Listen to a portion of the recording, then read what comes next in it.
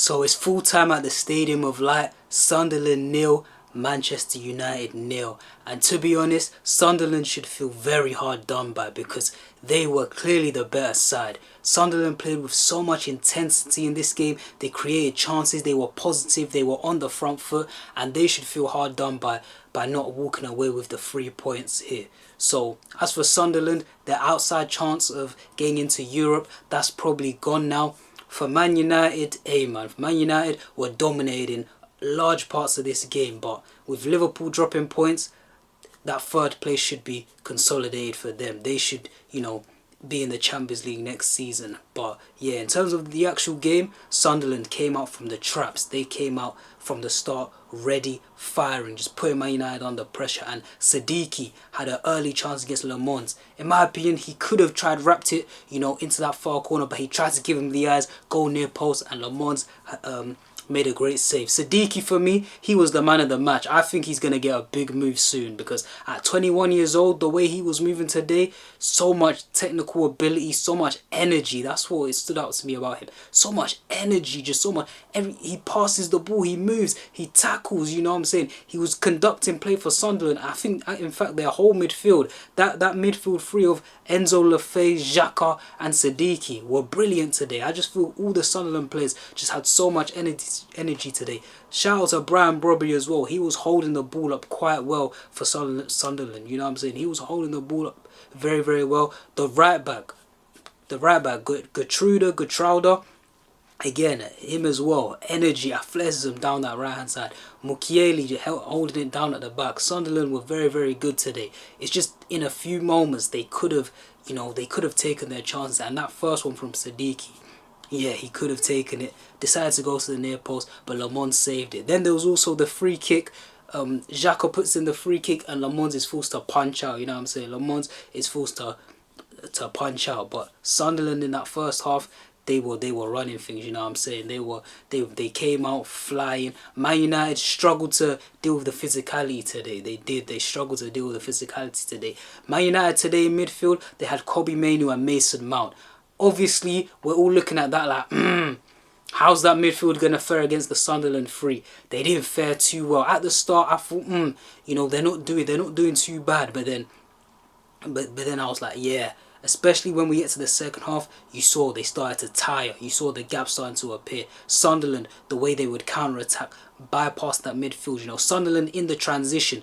Sunderland would transition and then you'd be thinking, yo, like where's the midfield? Because a Sunderland player will travel maybe 10, 20 yards through the middle of the pitch on a transition with nobody in sight, you know what I'm saying? So that Kobbie, Mason Mount sort of double pivot, it didn't really work today, you know what I'm saying? It didn't really work today. I remember there was one time in the first half which this play that I'm talking about exemplified literally Sunderland to a T, where Mason Mount wins the ball on the edge of the...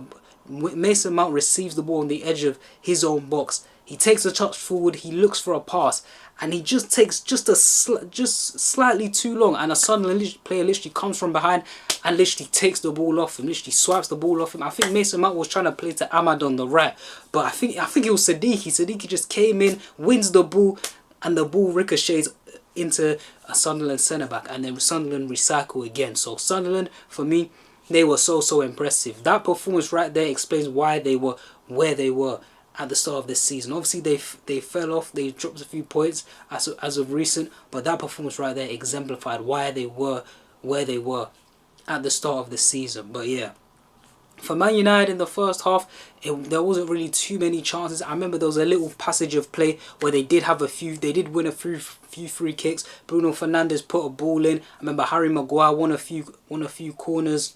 Xerxes had that header over the bar. I remember Cunha had the ball came over to Cunha. He hit it on the side volley, and then it fell to Kobbie, but Kobbie sort of mishits it. He doesn't catch it cleanly, and then it gets cleared for Sunderland. But for Man United in that first half, that was it really, to be honest. That was it. It was all Sunderland in that first half, in my opinion, and they played so well. Brobby had that little shot where he sort of drags it a bit too wide, but yeah, it exemplifies. Sunderland were picking up pockets.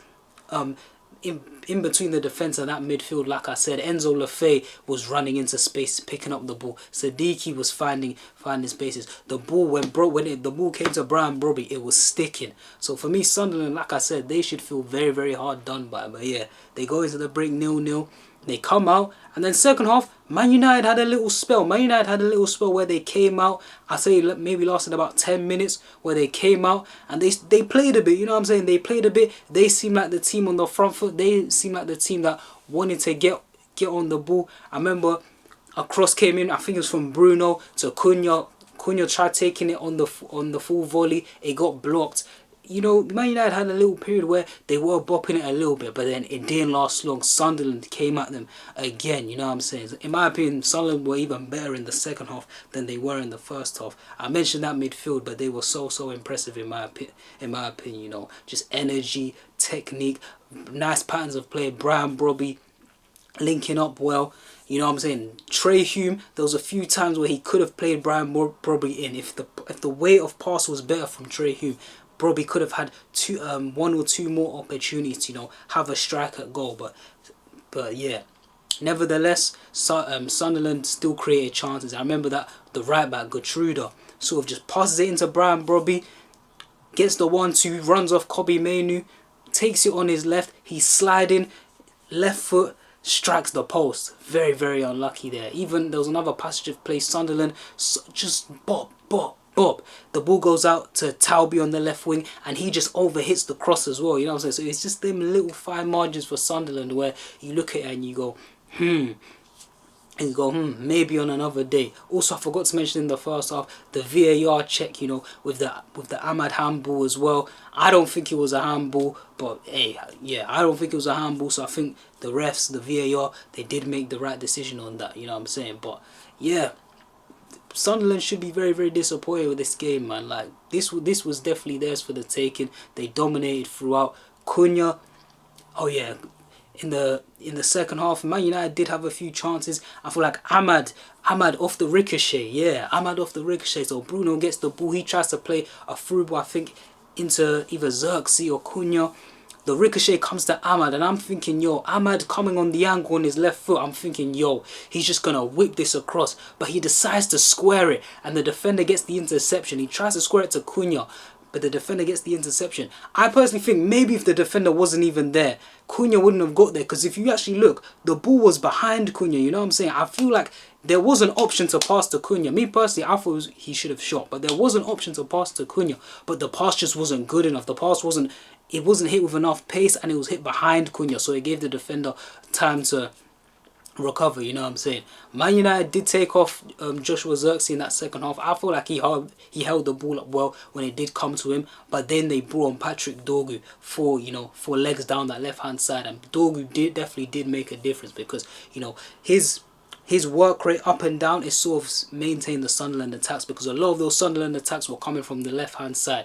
And obviously Cunha does work hard in parts, but I think Michael Carrick did well there to, you know, recognise that a lot of things are happening down that Sunderland right hand side. So to bring on Dorgu on that left wing to sort of help out Luke Shaw, as well as giving United an outlet to go forward, was very, very good. You know what I'm saying? There was a few times where Luke Shaw would play, you know, Dorgu the ball, and Dorgu just sort of served as a Man United outlet, which did lead to, in the last minute, you know, Matheus Cunha having a chance. He took it first time. I thought maybe he didn't check his shoulders, maybe he didn't know how much time he actually had on the ball, but I was thinking, yo, Cunha, you've got to take a touch there. He's got to take a touch there and bury it, because yeah, Man United, they had a few chances literally right at the death where I was thinking there's no way these guys steal it. There's no way these guys steal it after this great Sunderland performance. But yeah, man, Cunha had a chance, takes it first time, hits it straight at the keeper, and you're thinking, could he have taken a touch? Maybe he could have taken a touch, but yeah, man, that was the game, man. I thoroughly enjoyed that game, man. I thought it was an entertaining game, especially on the Sunderland side. They played some great patterns of play, man. Sadiki, what a player, bro. What a player. He's definitely getting snapped up. 21 years old, French player. He's definitely getting snapped up, man. But yeah, as for United, Bruno Fernandes, recently named the Player of the Year. He struggled to get into the game, you know what I'm saying? I feel like these are one of them games where Bruno does struggle. As great as he is for Man United, I I've realised a pattern over, you know, the last 4 or 5 years with Bruno Fernandes. He does struggle against teams. He does struggle against teams and midfields in particular that are very, very physical. You know, Sunderland today, so physical. You know, he struggles to get into the game, struggles to weave his magic in between the lines. You look at them Sunderland centre backs, Mukiele, and I always forget the other guy's name, but they're built like brick houses. You look at Gertruida on that right back, brick house. Broby, Xhaka, Sadiki, Lafay, just animals, you know what I'm saying? And he struggled to get into the game. I think the best example of Bruno struggling against physical midfield was Tottenham last season, you know. When Man United lost 4 times in a row to Tottenham, you look at Tottenham's midfield, not really the most technical midfield, but in terms of the physicality, bro, Tottenham have a very physical midfield, and he did struggle in a lot of those games, you know what I'm saying? Even last season, they didn't have Paulinho, but they did have, you know, the likes of Sarr, the likes of Bentancur, the likes of Basuma in there, you know what I'm saying? They did have, you know, these guys, physical players, animals, and I do feel like Bruno Fernandes does sometimes struggle against physical midfield, so he couldn't weave his magic. Still, two assists off the assist record, he's still chasing that.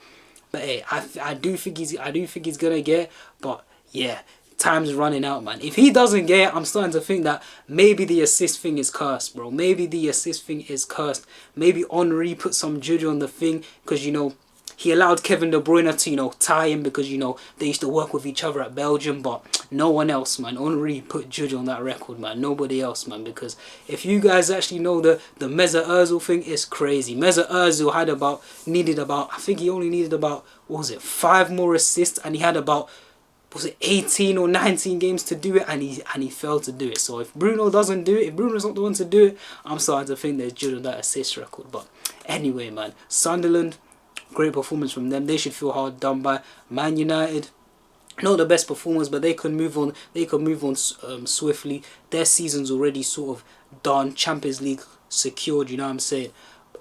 So yeah, Sunderland, great performance. Should feel hard done by. Yeah, I feel like Man United got away with one. So yeah, that was the game. Sunderland 0, Man United 0. Goalless draw, but thoroughly entertaining.